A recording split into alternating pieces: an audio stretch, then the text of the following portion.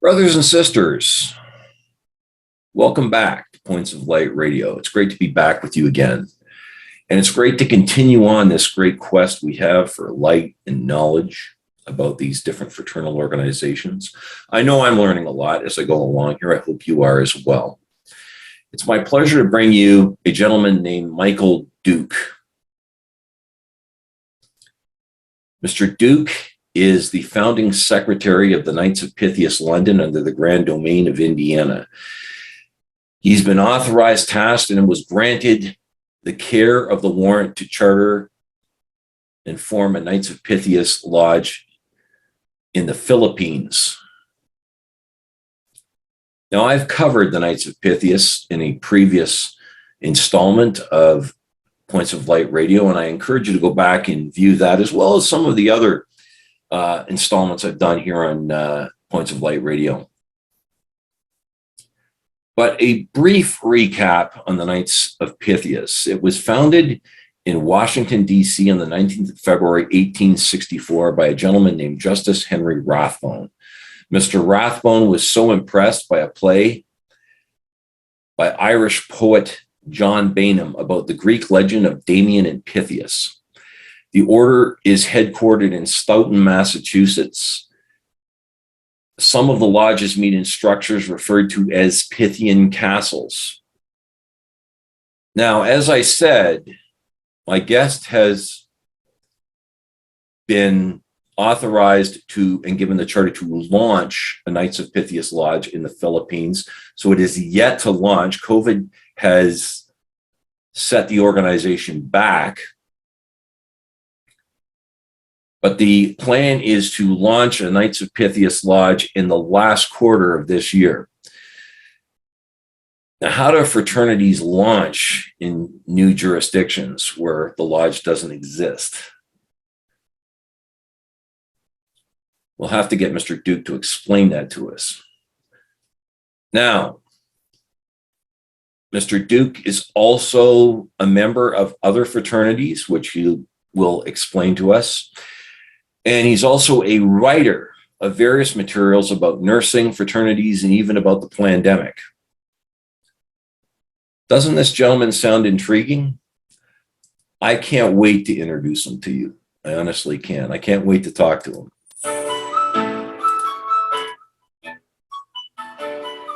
Are you still hungry for light?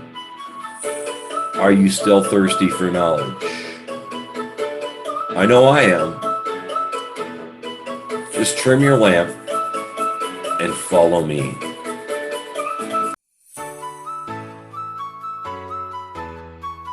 Ladies and gentlemen, seekers of light and secret knowledge wherever you may be, you are listening to Points of Light Radio, the podcast dedicated to taking you past the apron and behind the closed doors of lodges everywhere.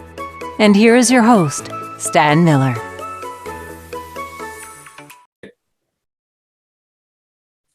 Mr. Duque, welcome to Points of Light Radio. Sorry about that.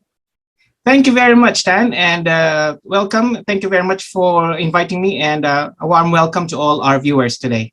Yes, you're a member of the Knights of Pythias in London, England. I understand you helped get the Knights of Pythias going in the United Kingdom, and you're also trying to charter a lodge in the Philippines. Tell us a little bit about yourself, first of all. Yes, thank you. I am a Knight of Pythias here in London, and it's under the Baden-Powell 1907 Lodge, which was started in 2017. I was the founding secretary and a lifetime member as well. Now, soon after that, I had the interest of spreading out the goodwill and the purpose and vision and mission of the Knights of Pythias to the Philippines, having researched that there was no lodge or chapter in the Philippines at the present moment. So getting permission from the Knights of Pythias, Grand Domain of Indiana, and I managed to get authority to start up the Knights of Pythias in the Philippines. And it has been a hard work, a challenging work in terms of laying the foundation in a different country. Well, there's another thing I want to talk to you about. You talked about through Indiana. This was all done through Knights of Pythias, Indiana. So how does that work? Did you get some sort of logistical support through them, or did you have to get permission from the Knights of Pythias, Indiana, to do this? Well, logistically, there was the support that I got from Indiana was getting the supreme permission. So Indiana negotiated and liaised between myself, Indiana, and the Supreme Council. So since it was Indiana that we applied for, so we are going to be under Indiana for the meantime. And in terms of logistics, no, in terms of that, Indiana has not been supporting us in terms of finances, of course. So I had to make adjustments. I had to make plans on how to raise up funds, how to get all the logistics going. As you know, putting up a lodge or an order in a faraway place needs a lot of manpower in terms of furnitures, temple hire, hall hires, uniforms, and all that. So I've got Indiana to allow me to source it out locally, which is going to be the cheapest way for us to manage to do that, instead of getting them all from the United States and then shipping them all to the Philippines, which is going to cost double, if not triple. Well, now tell us about, how its recent arrival, you said, in the Philippines. You're trying to get the Knights of Pythias like into the Philippines, trying to charter some lodges there. Now, what does that involve? Basically the same thing you did in London? Yes. What I did first when I got the permission to start the ball rolling was to get interested individuals in starting up the chapter or the lodge or the order in the Philippines. And once I got the names of these individuals, I had to submit them into Indiana as a form of application form. And once Indiana says, yeah, they're okay, based on an investigation and background check, which I personally did. So all the charter members, which is about 44 individuals, was personally background checked and investigated by myself through my own local networks, through friends of mine asking information about them. And if they do have anything that is not likable or not good for not compatible with not compatible, then I politely wrote to them and says, we will not be accepting your application at the moment, and we can accept and look at it in the future. But as of now, it's not. So that's what I did.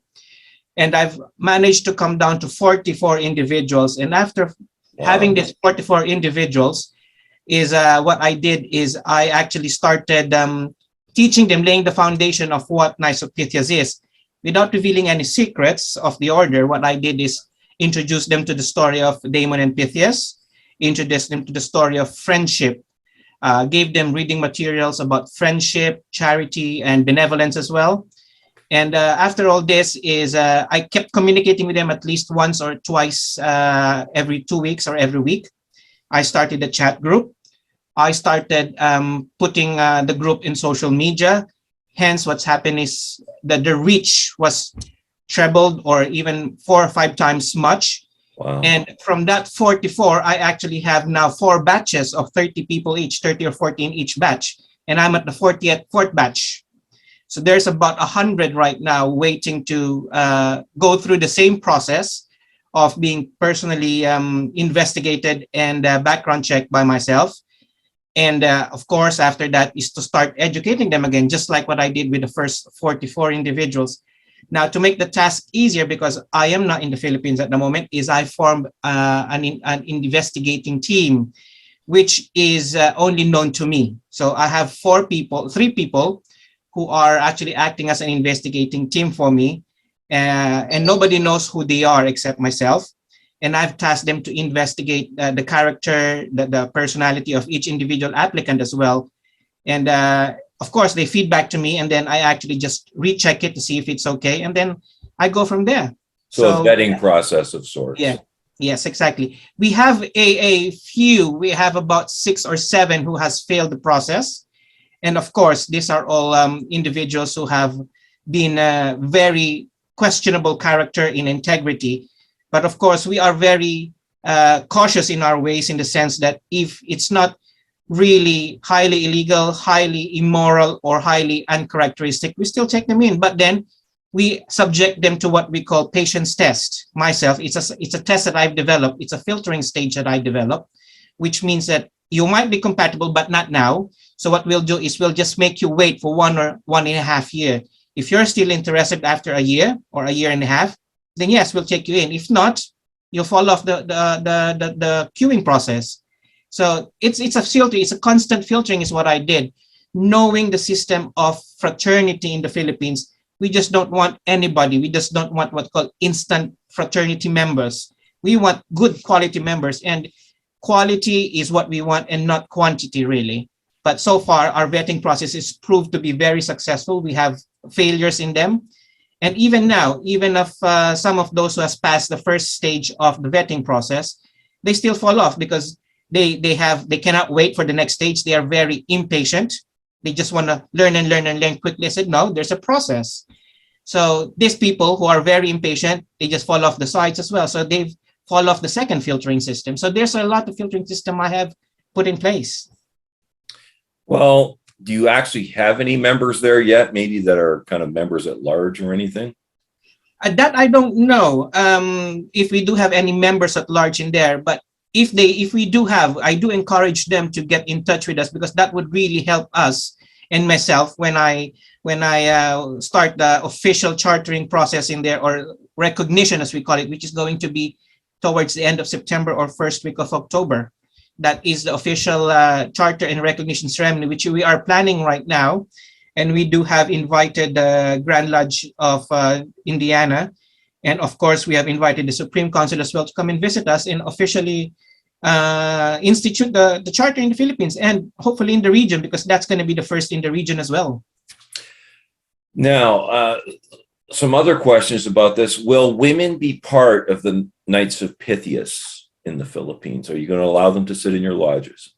Well, we have not discussed that yet, although we know that Pythias New York has already allowed sisters and females in their lodges. In the Philippines, we have not discussed that yet, but the feelers that we have right now is not at the moment until we're fully established. The reason for that is multifold, simply because fraternities in the Philippines are very much close-minded on female being in the fraternity. It's a fraternity for a reason. And if it's going to be female included, not being exclusive of the females and the ladies, then we could just refer them to become Pythian sisters instead, for that matter, instead of joining the Knights of Pythias. Pythian sisters is the female version of the Knights of Pythias, so it will be much more appropriate for them to be in that. And that's a plan for the future? You do have that plan for the future Pythian sisters? Yes, definitely we do have that. Just like in the Philippines, they have different female equivalent of fraternities as well, just like in Freemasonry. And we do want to encourage and involve the misses and the ladies of the Pythian Knights. So the Pythian sisters is something that is also being looked at, and it is a most likely chance than getting female as part of the Pythian fraternity itself. Now, I wanted to bring that up as well. Do you plan to launch any of the other Pythian-related organizations like the Dramatic Order of Knights of Khorasan? Yes, there is been talks about it, but as I said, is the core group that I've formed in there are not really putting their minds into it, because the whole goal right now is to unify first and get the foundation very much at a very strong basis first. If we try to divide attention, divide resources into different orders, it will be a very shaky foundation. So I believed, and also the other incorporators and other charter members believe, that establishing a very strong Pythian, Knights of Pythias order first is the key paramount objective for now, before putting out our wings and expanding to other orders associated with the Knights of Pythias. But it is a long-term plan. It is a long-term plan, yes, indeed. Good. Now, like, what has led, I can't help but notice, like, fraternalism really seems to have seen a really strong, like a lot of growth in the Philippines. How would you explain that? Like, many other organizations are also expanding there. Yes, in fact, this is a very trivial aspect of fraternity in the Philippines. over the last few years, fraternities have just popped up like mushrooms in the Philippines. Apart from that, legitimate mainstream fraternities in the Philippines have also have breakaway groups coming out of them, left, right, and center. And that's why there is this joke in the Philippines about becoming an instant fraternity member, instant member of this, instant member of that. And I think this is all simply because of the want of belongingness, the want to be part of a bigger group. If you look at culturally, the problem with the Philippines is it is a means of getting networks, getting connections. They look at it as that way. Fraternities are looked at as a means of getting connections, a means of getting networks, a means of getting influences. It's more of a social symbol status in the Philippines of being a part of a fraternity. And that is what we don't want to happen with the Knights of Pythias. That's why we have this filtering process. And that's why we choose the members very carefully. Hopefully, not to become a part of this trend, but then to make really the Knights of Pythias a standout organization or a standout fraternity. Let's talk a little bit more about you. How long did you say you were a member of the Knights of Pythias? I have been in Knights of Pythias since 2017. Whoa. When it started in London as a founding secretary. And what drew you to the Knights of Pythias? Well, most of the members of the Knights of Pythias here in London are Freemasons as well, and they're my Freemason brothers as well. And what particularly drew me was the interest in the story of Damon and Pythias. When I first got introduced to the story of Damon and Pythias and the friendship that happened between them, it was just sort of like, how can we convert this Greek story into a real life, not Damon and Pythias? And again, when I had to look, it was more of like trying to really get the person to understand the story itself. It's just like a philosophy, a way of life, just like what we have in other fraternities. It's a way of life. The more you know about the fraternity, the more you get to know its philosophy, its principles, its guiding principles. And then suddenly you don't know that you're slowly living it. And that's what got me into it in the sense that I want to find a friend who's also willing to lay down his life for me, just like I know for myself, I'm willing to lay down my life for a friend. Well, you say that you belong to various other fraternities. What are they? Well, I belong to a Freemason here in the UK. And as far as I know, I am the sort of the first Filipino who was initiated, passed, and raised here in the UK, because there's no one that I know any older than I am. So far, I am the Filipino Freemason in here. I also belong to other appendant orders of Freemasonry in London. The Order of the Circuit Monitors, the Royal Arc Mariner, Master Mason, Rose Qua, the Ancient and Accepted Rites. And I also belong to the Shriners as well. And it's mainly all those appendant bodies of the Freemasonry. So what would you say belonging to these organizations has done for you? Well, that's a very good question, Stan. I was just actually discussing this with a brother of mine a few days ago. And I was just saying to him that, you know what, I never realized that it would actually change my perception and my character as well. In the younger days, I was really hot-headed, you're very impulsive. But nowadays, it makes me think twice or thrice before saying or doing anything. And I think it's because of the influence of Freemasonry and the Knights of Pythias. It makes me think first, twice before saying anything or doing anything. And I've learned to understand people. If say, for example, during our younger years, if somebody just comes to us, gives us a finger, gives us a face or the mouthing in a traffic or while driving, we would just answer back by giving them the finger or giving them the mouthing. But then nowadays, we just look at them, and in my mind, I'll just think, let it go. It's nothing going to happen. I've learned to become more patient and understanding. He might just be having a bad day, so let him go. So I think these are the things that has made me change. It's helped you grow as a person. Yes, it made me better. They do say that Freemasonry is supposed to make good men better. You probably had the base there. It's just made you a better person, grow as a person. Would you not say? I would say it is. Yes, indeed. As I always say as well, that whatever exactly your character, whatever your personality when you join Freemason or when you join the Knights of Pythias, it will just be multiplied 50, 100 times simply because you would now have the backing of your brothers. So if you have a good character, or if you are good in charity, if you're good in friends, if you join any fraternal organization, you would be good 10 times more simply because you have the backing of your brothers.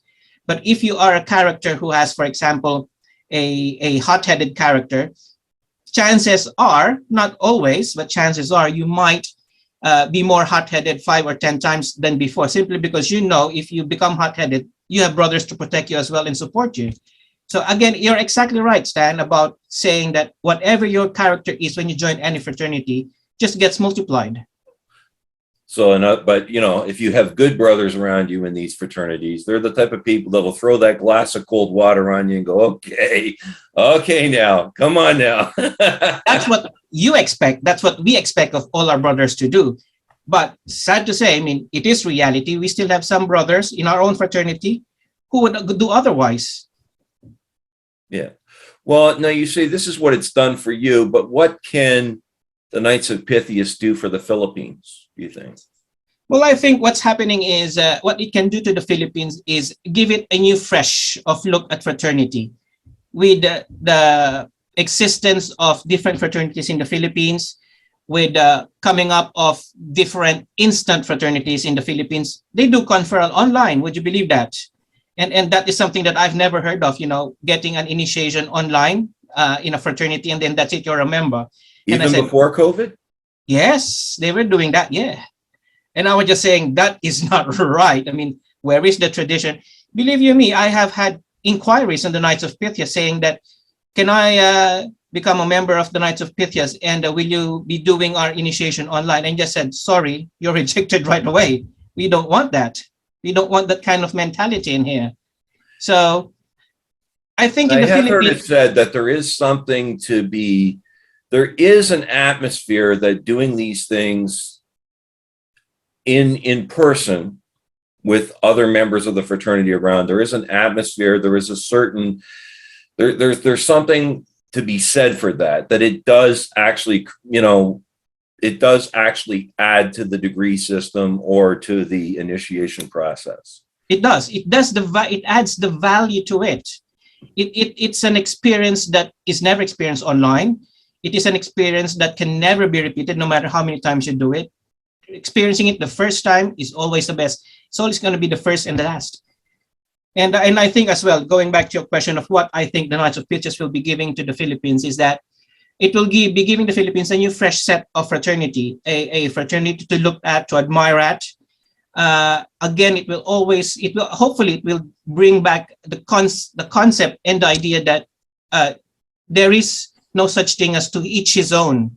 We have to really show how we protect our brothers, how we can sacrifice ourselves for our brothers if the need to. It's bringing up the values. That, as I think, the most important thing of bringing the Knights of Pythias back in the Philippines. I say back in the Philippines because there was already a Knight of Pythias in the Philippines in 1902. Wow. Yeah, and they left. And then this is just, again, the coming back of the Knights of Pythias. And I think it is being able to give them a fresh new look at values, traditional values that have become lost and eroded over time. Well, now you say you're supposed to be starting this lodge in late 2022, right? Yes. Will you come back here and talk about the progress of it, shall we say, either later this year or in January of next year? I would be happy to do that, Stan, but I can tell you right now, all these 44 members that we have as a charter members have already done 3 charity activities over the last few weeks. And these are not, they have not actually been initiated, passed, or knighted, but they have already done 3 major charities in the Philippines on 3 different venues, 3 different dates, or 4 different dates.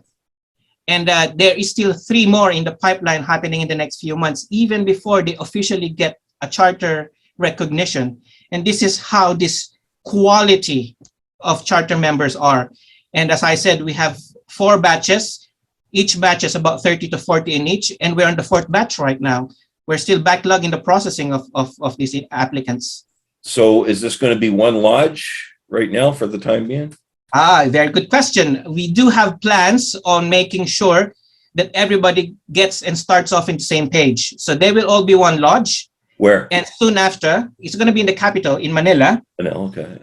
And then soon after, once everybody has been properly educated and properly, let's say, trained in the ways of a Pythian Knight, then that is the only time we probably allow them to put up their own chapters elsewhere in the country.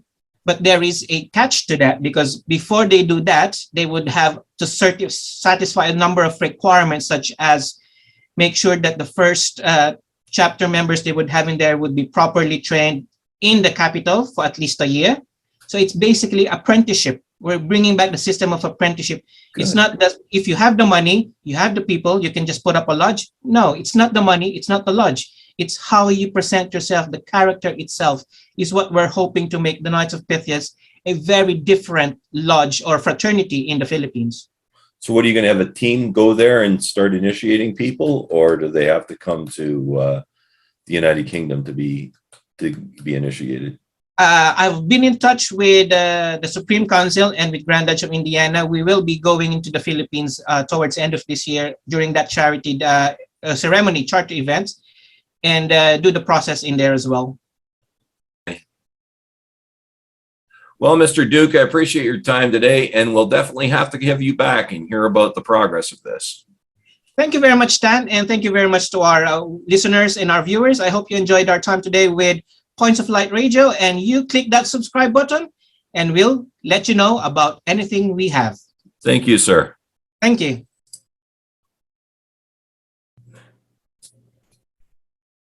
It was Michael Duque, brothers and sisters.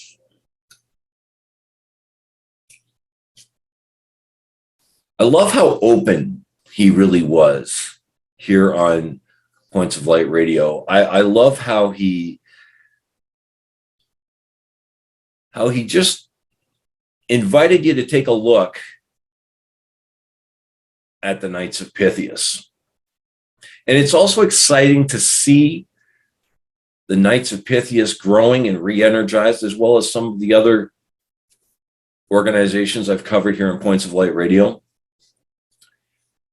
I can't help but notice during my research that the Knights of Pythias, as well as many other different fraternal organizations, is growing within the Philippines and Africa. And perhaps that's where the future of these fraternities lie. Now, because like I said, that's something we'll definitely have to shed some light on as we go along. We'll definitely look at that aspect of fraternalism. And we'll definitely have to check back with Mr. Duque later this year to see the progress of Knights of Pythias in the Philippines. But I'm afraid I will have to part ways with you here for now. But before I go, I want to remind you that Points of Light Radio is available on both YouTube and Spreaker. Please share, like, and subscribe when viewing Points of Light Radio on YouTube. You can follow Points of Light Radio on my Facebook page at facebook.com/Points of Light Radio. You can keep in touch with me on my Twitter in my Twitter feed at PO Light Radio. You can see the link to my Spotify channel as well in the details section of this segment. You can also see the link to the Points of Light store, where you can go there, purchase some of my merchandise, and represent this great podcast. And I also want to be quick to point out that Points of Light Radio is available to advertise your fraternal store or fraternally sponsored event for $25 Canadian. I will mention your store or event here on Points of Light Radio during my segment and leave a link in the details section to the event or store. But it's, as always, it's been a pleasure being with you today here on Points of Light Radio, brothers and sisters. And until we meet again,